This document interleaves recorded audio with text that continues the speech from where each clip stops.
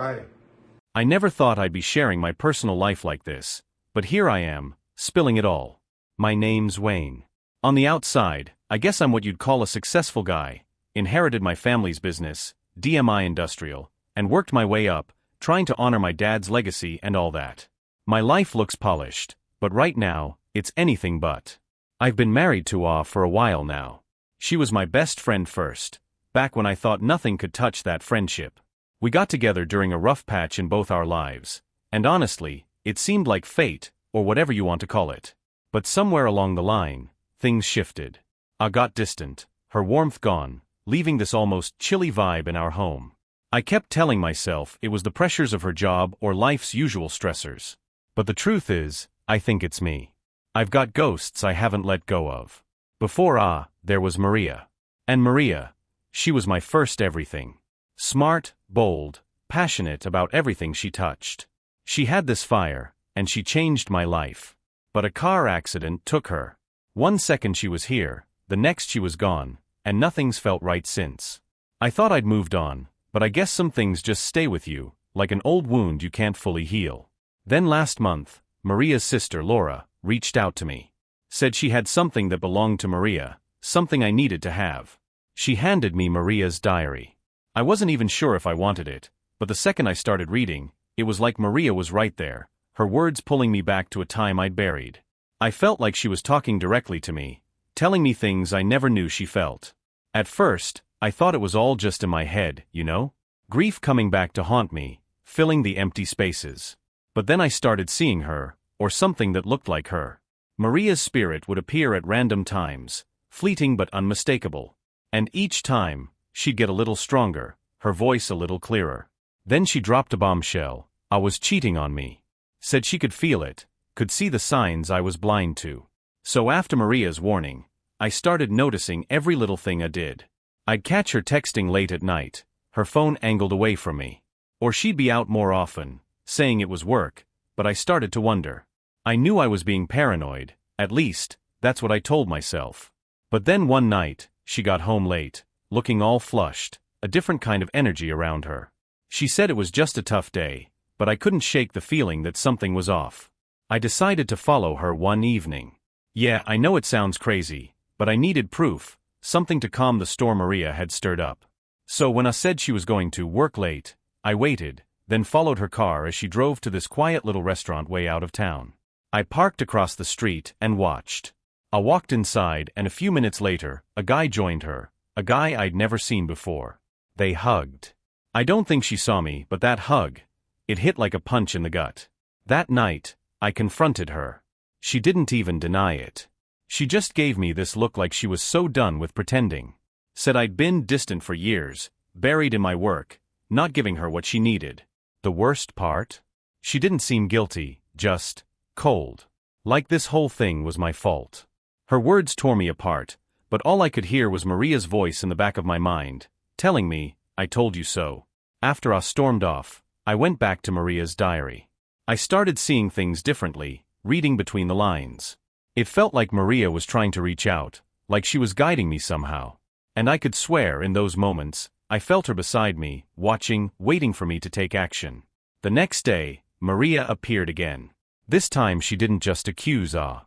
She told me there was a way to bring us together, Maria and me. At first, I laughed, thinking it was just my own grief getting twisted up, but the more she spoke, the more it sounded possible. All I had to do was perform some ritual, one she described in detail, involving a mirror, candles, and a lock of hair. Halloween was coming up, and Maria told me it was the perfect night to do it. That thought haunted me, but a part of me wanted to believe her. So Halloween night comes, and I'm pacing around the den, the ritual playing over and over in my mind. I'd set it up just like Maria said, candles flickering, mirror propped against the wall, and a lock of Ah's hair I'd snipped when she wasn't looking. I kept telling myself this was insane, that I was just some grief-stricken fool clinging to a memory. But every time I tried to back out, I'd feel Maria's presence, pushing me forward. It was like she was right there, urging me to finish what I started. Finally, Ah comes home. She barely glances at me, just says she's tired and wants to go to bed. But I stop her, telling her we need to talk, right now in the den. She looks at me like I'm crazy, and honestly, maybe I was. But I was past caring. We sit across from each other, and I can feel my hand shaking, my voice barely steady. I look her right in the eye and say, "Do you love him?" Flinches, and for a second, I see something like guilt flash across her face. She doesn't answer, just looks down, and that's all the confirmation I need. Then I tell her about the ritual. I tell her that Maria is here watching, and that I've got a way to make things right. At first, looks at me like I've completely lost it, but as I keep talking, something in her expression shifts. I don't know if she's scared or just curious. Either way, she doesn't leave. She just sits there, listening to every word, like she's in some kind of trance. When I finally start the ritual, Maria's presence feels almost overpowering, like the air is thick with her energy. I light the candles, hold A's lock of hair over the flame, and start reciting the words Maria had whispered to me. A's eyes go wide, and she starts to shake, her mouth opening like she's about to scream. But no sound comes out. And then, it happens. I can't even explain it, but I feel this rush of warmth, like Maria's spirit flowing into the room, right through me, and straight into A. A collapses, breathing hard, clutching her chest, while I stand there watching, waiting for any sign that Maria is really here. When A looks up, her eyes are different, softer, like Maria's. She reaches for me, and I know without a doubt that it worked. I'd brought Maria back. For a few weeks after Halloween, life felt surreal. A was different. She still looked like herself, still had the same face, the same voice, but there were moments when she'd tilt her head, smile in a way that felt so much like Maria that it gave me chills. We'd talk late into the night, just like I used to with Maria, and I somehow seemed to know things only Maria would have known, little details from our past, secret jokes we'd shared. I started to believe that maybe I'd finally gotten what I wanted. Maybe Maria was back with me, filling the emptiness that had been there for years. Or Maria, whoever she was, seemed softer, more loving. For the first time in years, it felt like I wasn't alone.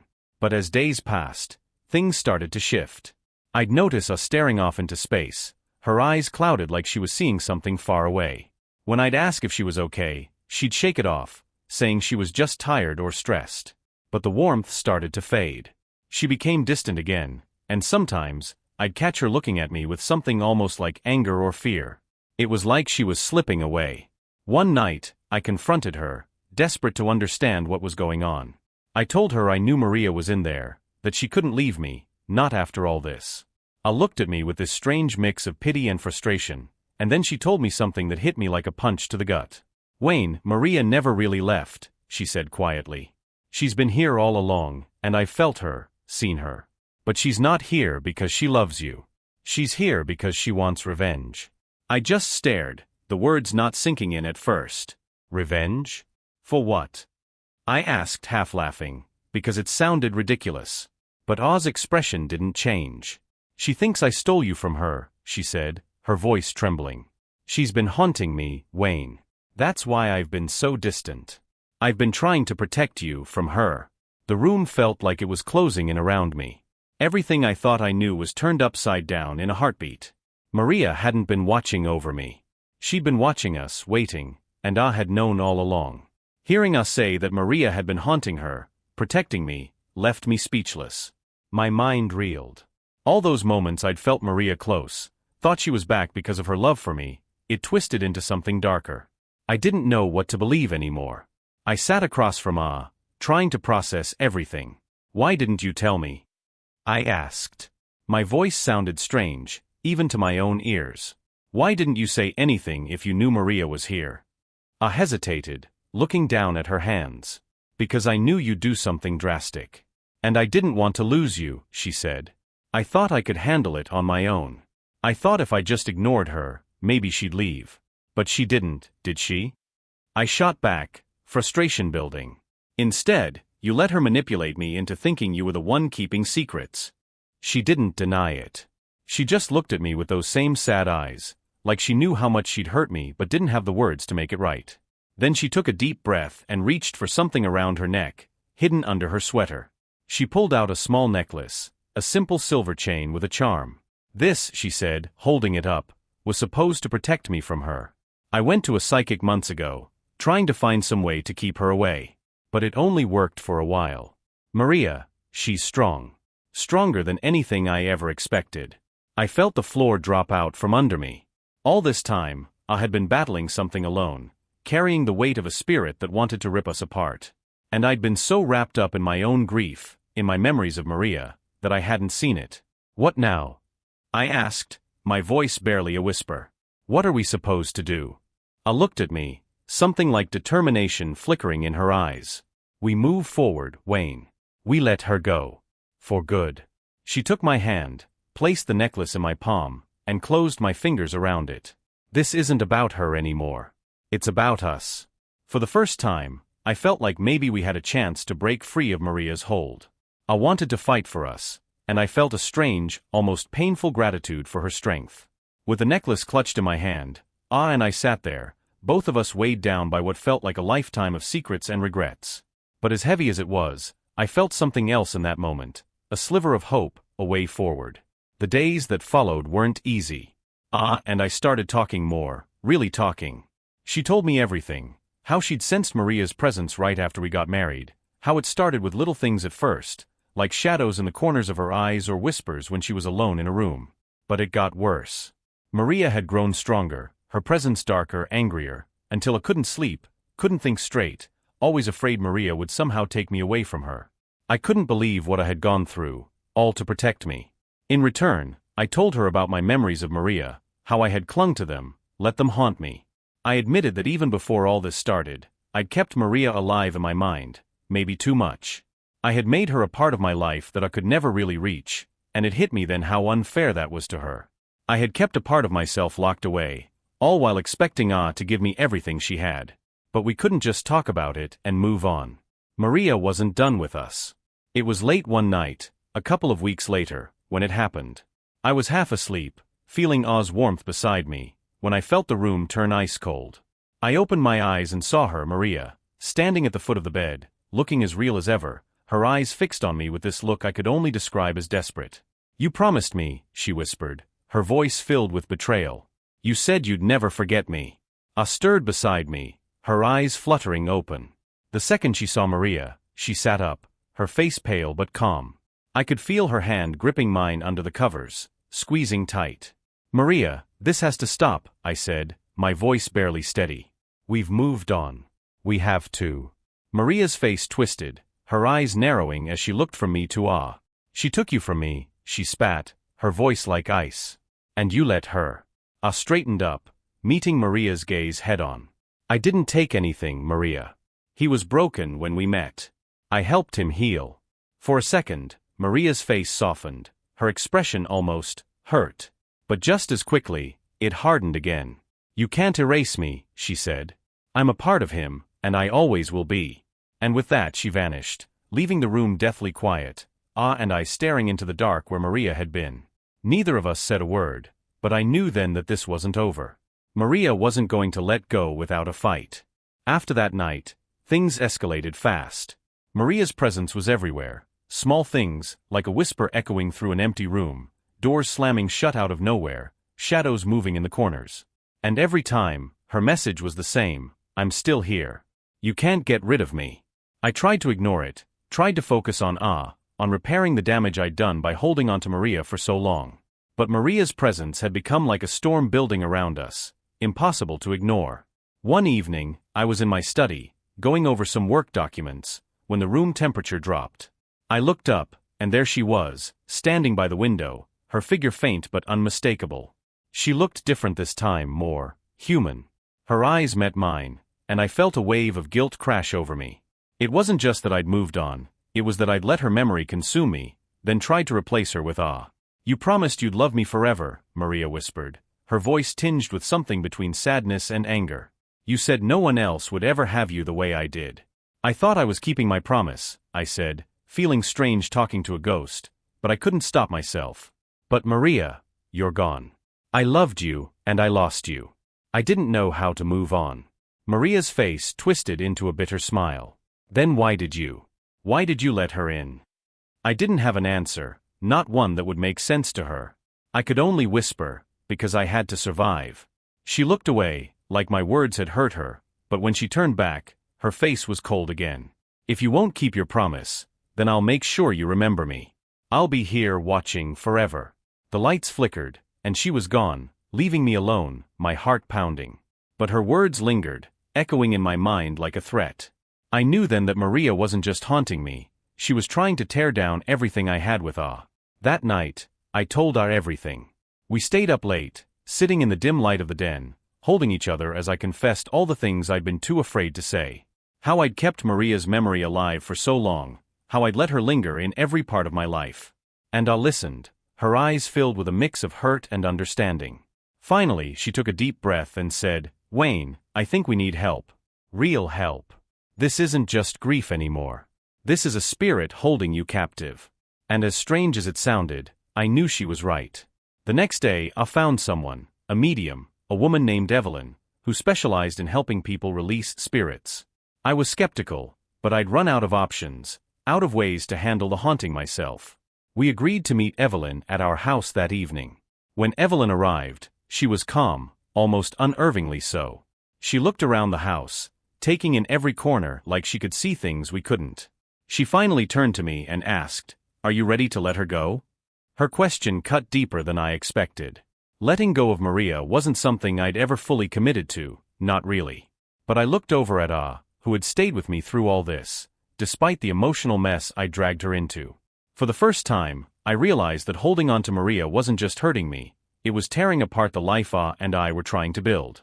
I nodded. "I'm ready." Evelyn went to work, setting up candles and bowls of salt around the house, murmuring things under her breath. She told us to stay close, to hold hands and keep our focus on the future we wanted, on letting go of the past. As Evelyn began chanting, the air grew thick, almost stifling. The room turned cold, colder than it had ever been when Maria appeared before. I could feel her presence, stronger than ever, like she was resisting, refusing to leave. And then suddenly she was there, standing in the middle of the room, glaring at me. "Wayne, don't do this," Maria said, her voice filled with raw desperation. "You promised me forever. How can you let me go?" My throat tightened, but I forced myself to speak. "Maria, we had our time. I loved you, and I'll never forget you. But I can't keep living like this. I have to let you go. We both do." She looked at me, a mixture of anger and sorrow twisting her expression. "So you're choosing her over me," she said, her voice cracking. "After everything we had." Ah's grip tightened around my hand, grounding me. "Maria," she said softly, "Wayne isn't trying to erase you. He just wants to live. And so do I." For a moment, Maria's expression softened, and she looked almost peaceful. But then something dark flashed in her eyes, and she stepped toward Ah, her face twisting with rage. "If I can't have him, neither can you," she hissed. Evelyn stepped forward, chanting louder, her voice commanding. Maria screamed, her figure flickering, fading in and out, as if she was being pulled away against her will. The room shook, the candles flickering wildly, and I could feel her presence growing weaker, slipping away. With one final furious look, Maria's spirit dissolved, vanishing into the air, leaving a heavy silence behind. Evelyn turned to us, exhausted but calm. "It's done," she said softly. "She's gone." I didn't know what to feel, relief, grief, guilt. But I knew one thing, the weight I'd carried for years had finally lifted. Ah and I stood there, holding each other in the quiet aftermath, hoping that this was truly the end of Maria's haunting hold on our lives. After that night, the house felt different, lighter, like we could finally breathe. For the first time in years, there were no cold drafts, no flickering lights, no shadows lurking just out of sight. Maria was gone. Ah and I had this strange quiet relief, a sense that we'd finally closed a chapter that had haunted us both. But life didn't just snap back to normal. Even though Maria was gone, the impact she'd had lingered. Ah and I still had a lot to work through, years of unresolved pain, resentment, and distrust. Ah tried her best to move forward, but I could tell there was still something holding her back. I was determined to fix things, to show her that I was committed to our life together, not some ghost from my past. One evening, Ah suggested that we take a trip, just the two of us. "Maybe we need to get away from this place for a while," she said. "We need a fresh start, somewhere that doesn't remind us of all of this."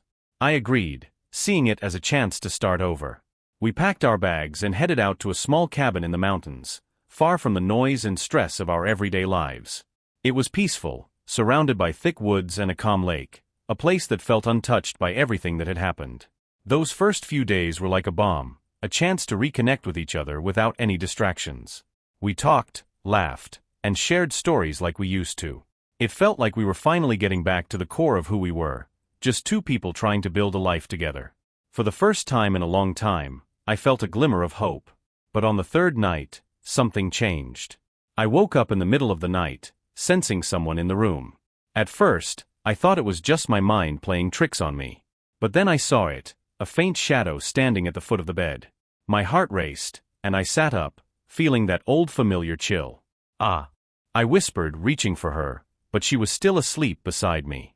The shadow moved closer, and as it did, I felt a surge of dread. It was Maria. Even though we'd banished her, she had found a way back. I wanted to scream, to wake Ah and tell her what I was seeing, but I couldn't move, frozen by a mix of fear and disbelief. Maria's figure leaned in, her voice barely a whisper.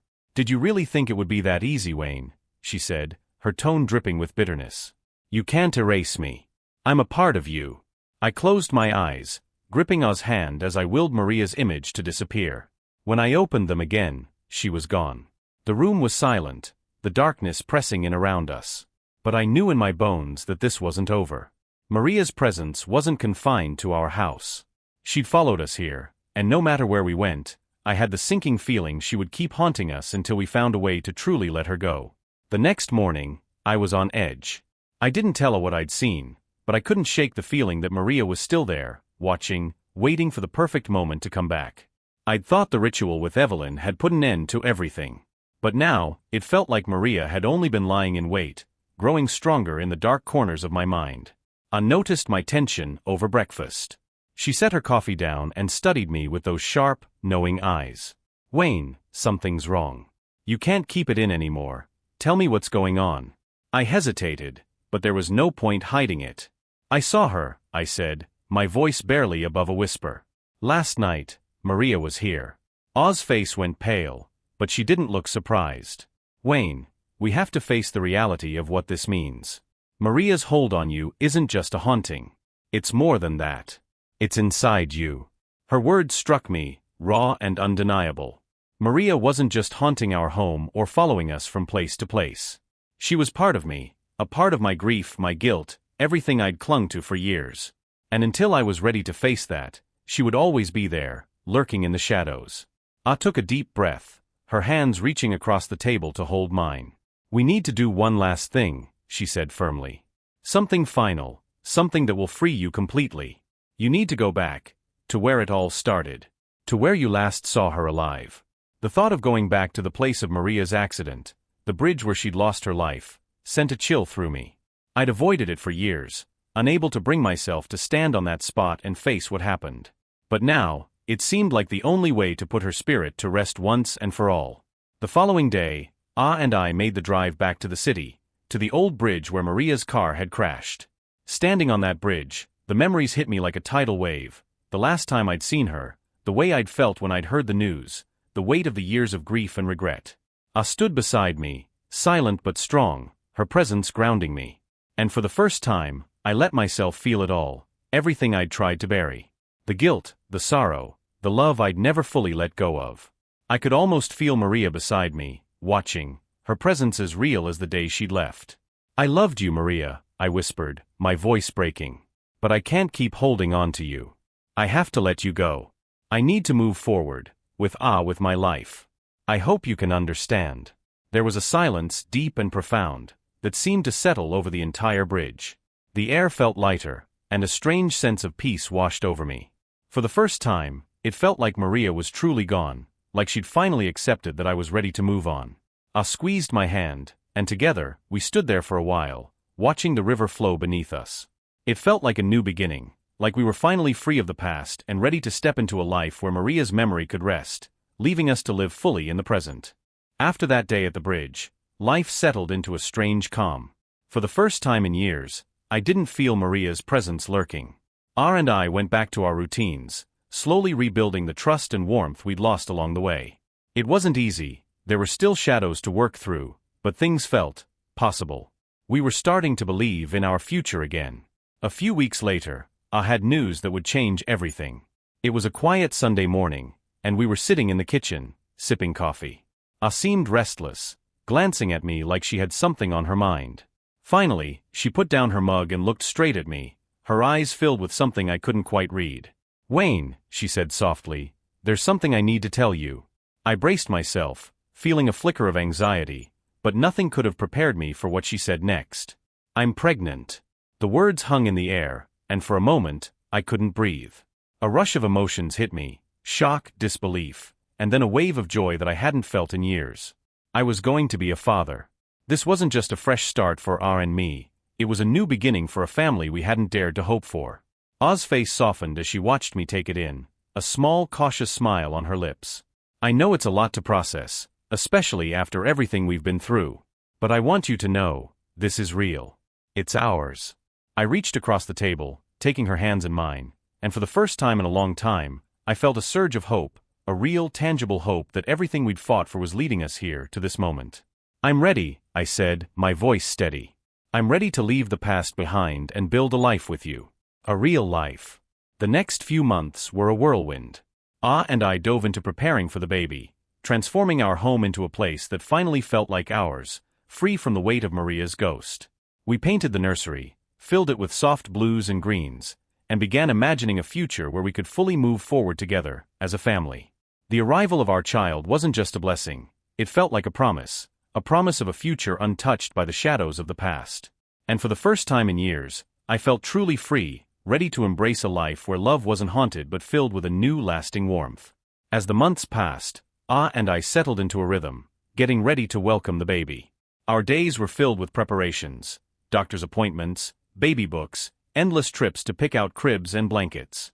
We laughed more, found little routines that felt comforting, solid. The shadow of Maria seemed to have finally lifted, and in its place was a real sense of peace. I was starting to believe that we'd put everything behind us. But, of course, nothing was ever that simple. It was a rainy night in late October, close to a year since that Halloween when everything had turned upside down. I had fallen asleep early, her hand resting on her belly, her breathing soft and steady. I sat beside her, feeling more content than I had in years, the kind of quiet happiness I'd thought was lost to me. That's when I heard it. A faint whisper, drifting through the quiet of the room. At first, I thought it was the wind, the rain against the windows. But the voice grew louder, insistent, sending a chill through me. I strained to listen, dread building up in my chest. "Wayne." It was Maria's voice. I froze, my heart pounding as I tried to convince myself it was all in my head.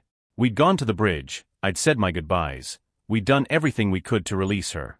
She couldn't still be here, not now, not when I was finally starting to feel whole again. But the voice came again, stronger this time, her tone laced with something dark. "Wayne, don't forget me." The air grew cold, and suddenly, it felt like she was standing right there in the room. I looked around, half expecting to see her shadow, but there was nothing. Just the eerie quiet, broken only by the steady rhythm of A's breathing. I stood up, walking to the window, my mind racing. Why now? Why, after all this time, was Maria reaching out again?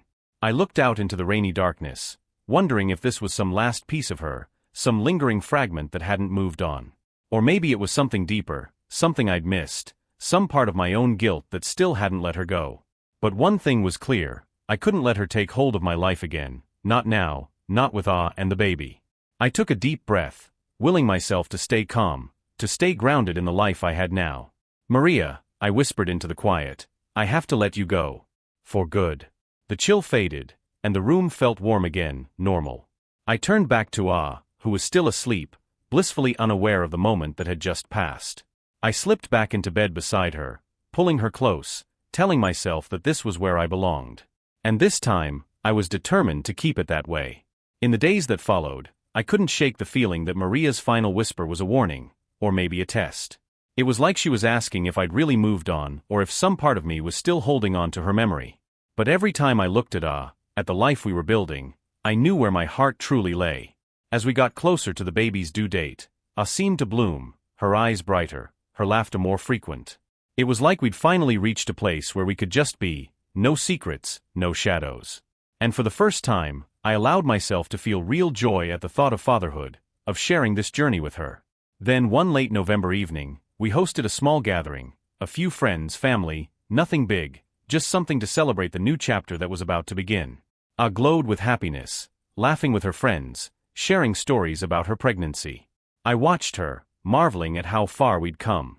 It felt like we were finally free. But just as I was beginning to relax, I noticed something that set my nerves on edge. I was wearing the protective necklace Evelyn had given her, the one to guard against Maria's spirit. She hadn't worn it in months, saying she'd felt safe, like we'd finally put the past to rest. But here it was again, glinting softly around her neck. She caught me looking and gave me a small apologetic smile. I don't know why, but I just felt like I needed it tonight, she whispered, almost embarrassed. Just in case. I nodded, trying to brush off the unease that crept up inside me. It was probably nothing, I told myself. Just an old fear, something she'd held onto as a precaution. But as the night wore on, a quiet tension settled over me. Every now and then, I'd catch myself looking over my shoulder, feeling as if I were being watched. Finally, when the last guest had left and the house was quiet, and I stood in the living room, letting the silence settle around us. She wrapped her arms around me, resting her head on my shoulder, and I held her close, feeling the steady beat of her heart against mine. "We're safe, Wayne," she whispered, as if reading my thoughts. "We're finally safe." But just then, the room grew cold. The lights flickered, dimming, casting shadows across the walls. A chill ran down my spine as I realized we were not alone. A soft voice echoed through the room, unmistakable. "Did you really think it would end this way?" A's grip on me tightened, her body tense with fear. We turned slowly, and there, standing in the corner, was Maria's spirit, her face contorted with a mixture of sorrow and rage. "I warned you, Wayne," she said, her voice filled with bitterness. "I warned you not to forget me." My heart raced as I stepped in front of A, shielding her from Maria's gaze. "Maria, please, we let you go." I said goodbye. Her eyes flashed, a tear slipping down her cheek. "Goodbye? You think you can just move on, replace me, and forget?" "Maria," I spoke up, her voice steady despite the fear in her eyes. "We didn't replace you. Wayne didn't forget you. But it's time for you to let him go. Let us go." Maria's spirit flickered, her face twisting with grief, her form beginning to fade. "I loved you, Wayne. I loved you more than anything. And you promised." I felt a pang of sorrow but forced myself to stand firm. "Maria, I'll always remember you. But I have to live my life now, with our child. Please, rest in peace." With one last look, Maria's form dissolved into mist, vanishing into the darkness, leaving only a whisper, "Don't forget me." The room grew warm again, the lights steady. I looked down at who seemed shaken but calm. "She's gone, Wayne," she murmured, relief flooding her voice. "This time, she's really gone." Holding close, I knew that this was our true beginning, a life no longer haunted, finally ready for the new chapter we were about to enter. For the first time in what felt like forever, things seemed settled. And I slipped into a calm routine, focused entirely on the arrival of our baby. We didn't talk much about that last encounter with Maria, choosing instead to move forward and embrace the life we were building. But as peaceful as it seemed on the surface, there was a new tension between us, a lingering fear that maybe somehow Maria hadn't fully left. I was the first to notice strange things happening around the house. At first, they were subtle, easy to brush off. Things moved out of place, doors creaking open on their own, the occasional cold draft that sent a chill up our spines. We convinced ourselves it was just our minds playing tricks. We'd been through so much that it was natural to be jumpy, right? But then one evening, something happened that shook both of us to the core. I was in the nursery, putting together the crib while I sat nearby, folding baby clothes. We were talking about baby names, laughing about all the ridiculous ones we'd ruled out, feeling like a real team for the first time in ages. But as I was tightening the last screw on the crib, we both heard it, the sound of someone crying softly, like a distant, mournful wail echoing through the house. We froze, our eyes meeting in fear and disbelief. The crying grew louder, filling the room, surrounding us.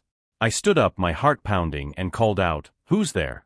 But there was no response, only the sound of those agonized sobs, as if they were coming from the walls themselves. I clutched my arm, her face pale. "Wayne, we need to leave. I don't think she's really gone." I wanted to deny it, to tell her it was impossible. But deep down, I knew she was right. Somehow, Maria's spirit had found a way to cling to us, even after everything we'd done to let her go. It was as if she was anchored to me, to some part of me that still couldn't fully release her. We went to see Evelyn again the next day, desperate for answers. Evelyn listened calmly, nodding as we described what we'd heard. Her face grew troubled, her gaze thoughtful, as if piecing together something she hadn't seen before. "Wayne," she said finally, her voice gentle but firm, "it's possible that Maria's spirit isn't here simply because of your grief.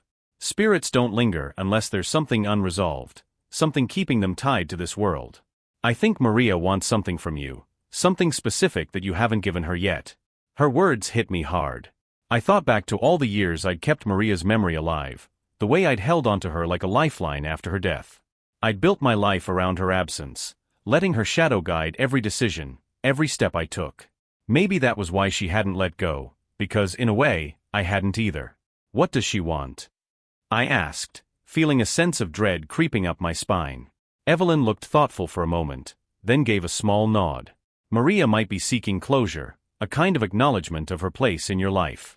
But beyond that, she may want something from you that's harder to give, your forgiveness." I blinked, taken aback. Forgiveness? It seemed strange to think of it that way, considering Maria hadn't wronged me in life. But maybe somehow the way I'd grieved her, the way I'd clung to her memory, it had prevented both of us from finding peace. Evelyn suggested a final ritual, something small and private, a way for me to release Maria with love and forgiveness, to acknowledge our time together but let her go fully. She handed me a small black candle and a vial of some herbal mixture, explaining that I'd need to light it and speak to Maria, telling her everything I'd never said, then letting the candle burn out on its own. It sounded simple, but the weight of it felt almost unbearable. That night, after I had gone to bed, I went down to the den, setting up the candle and sitting in the quiet darkness, preparing myself to do something I'd never thought I'd have to do. I took a deep breath, lit the candle, and waited, watching the flame flicker, casting shadows that danced across the walls. "Maria," I said, my voice shaking, barely audible. "If you're here, if you're listening, I want you to know that I loved you. I still do, in a way. You were my everything once, and when I lost you, I thought I'd never be whole again." The candlelight seemed to dim, flickering as I spoke, as if her spirit was responding, urging me to continue. "But I can't keep living like this," I said, my voice growing stronger. "I can't keep holding on to you while trying to build a life with awe. It's tearing me apart, tearing us apart. I have to let you go, and I hope, wherever you are, you can forgive me for that." The room grew colder, and for a moment, I felt a presence, a faint, almost gentle touch on my shoulder, as if Maria was reaching out one last time. I closed my eyes, feeling the weight of years of grief lift, replaced by a quiet sadness, bittersweet but somehow peaceful. As the candle burned down, I whispered, "Goodbye, Maria. Be at peace. I forgive you, and I hope you can forgive me." When the candle finally extinguished, the room warmed, the air settling into a deep stillness that felt final. I knew in my heart that she was truly gone this time. Maria had finally found her peace, and so had I. When I returned to bed, I was awake, watching me with a look of quiet understanding. She didn't ask what had happened, didn't press for details. She just took my hand and held it tight, and in that moment, I felt a new beginning, a life where Maria's memory could live on, but as a part of my past, not my present. For the first time, I felt truly free, ready to embrace the future that lay ahead, with and our child.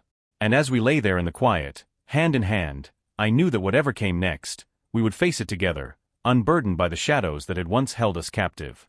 The days leading up to our son's birth had been filled with a quiet, almost fragile anticipation. It felt surreal, like we were on the cusp of a life I dreamed of but never fully believed was possible. With Maria's memory finally laid to rest, and I could let ourselves feel the joy, the pure excitement that came with welcoming our child. For the first time, there was nothing lingering in the shadows, no weight to pull us back. It was just us, ready to move forward. Our son came into the world on a winter morning, blanketed in soft, gray light. Was incredible, her strength filling every moment as we worked together, side by side, bringing him into the world. And when he finally arrived, a fierce little cry that echoed through the delivery room, everything I'd been holding on to, the grief, the fear, the uncertainty, fell away in a heartbeat. He was here. And with him, a new life began. The first time I held him, I felt like I was holding my entire world. He was small, warm, with a little hand that wrapped tightly around my finger, a grip surprisingly strong for someone so tiny. I looked over at Ah, her face exhausted but glowing, and I knew in that moment that every part of our journey, every struggle, every dark night, every haunting moment, had led us here. It was like the pieces of my life had finally settled into place, and for the first time, I felt whole. Our days fell into a new rhythm, a pattern of late nights, early mornings, soft lullabies, and hushed laughter as we learned to navigate life as parents. The house that had once been haunted by memories, now filled with the sounds of a new beginning. The nursery, once a quiet room waiting for a new purpose, was now alive with soft colors, little toys, and the warmth of a future we were building together. One evening, about a month after he was born, Ah and I sat in the living room with our son asleep in his bassinet beside us. The fire crackled softly, casting a warm glow across the room, and we sat there, a family in the truest sense. Ah looked over at me, her eyes soft, filled with a quiet contentment that mirrored my own. "Do you think it's really over?" she asked, her voice barely above a whisper. I nodded, reaching out to take her hand. "Yes, I think it is. For the first time, I feel like I've let her go. Like Maria is really at peace." Ah smiled, a small gentle smile that spoke of relief, of understanding, of acceptance. "I think she'd want this for you. For us," she said, her gaze drifting over to our son. "And I think we can finally move forward without looking back." We sat in silence for a while, holding hands, the weight of her words settling over us like a warm blanket. I thought about the past, about all the moments I'd felt Maria's presence, and realized that I could remember her now without the ache, without the heaviness that had once gripped me. She was part of my life, yes, but now she was a memory, one I could cherish without letting it overshadow the love and life I had here with Ah. Our son stirred in his bassinet, letting out a soft, sleepy sigh, and Ah and I both leaned over to watch him, our fingers entwined, hearts beating in quiet harmony. I felt a swell of gratitude, not just for Ah, who had stood by me through everything, but for this little life that had brought us closer than ever before. "Thank you," I murmured, my voice barely a whisper. Ah looked at me, eyebrows raised, and I took a deep breath, my heart full of words I'd never managed to say. "For staying. For believing in us. For giving me a chance to be part of this, to be a father, to have a family." Her eyes softened, and she leaned her head on my shoulder, our hands resting on the edge of our son's bassinet.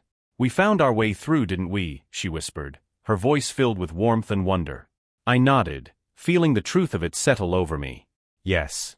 And I'm never letting go of it." In the months that followed, our home became a place of joy and laughter, of long nights filled with lullabies, of early mornings spent marveling at each tiny milestone. We were a family, not haunted by the past but living fully in the present. And every now and then I'd find myself thinking of Maria, of the life we might have had, but there was no bitterness, no regret, just a gentle, quiet remembrance of a chapter that had closed, allowing this new one to flourish. Ah and I would often sit by the window at night, watching the stars, holding hands, our son sleeping peacefully in the next room. And in those moments, I felt that we were exactly where we were meant to be, finally free of shadows, finally whole. The past was a part of me, yes, but it was no longer my anchor. It was simply a memory, gently held, as I walked forward into a life that was finally truly mine. And as I looked over at Ah, the love of my life, I knew that this was our story now, a story of hope, of resilience, and of a future that was brighter than I'd ever dreamed possible. We had found peace, and I would never take it for granted.